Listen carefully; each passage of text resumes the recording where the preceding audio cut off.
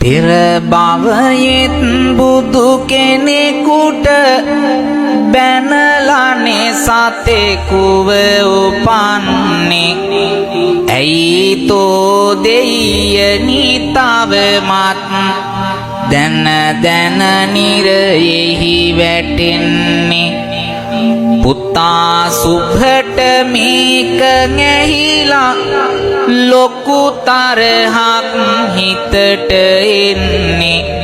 ඇයි හිමියනි බලු පැටියට අප්පච්චිගේ නම කියන්නේ.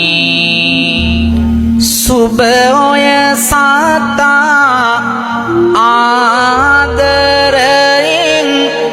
නහවාලා කවලාසේනේ හසින් උගේ හිස අතගාලා.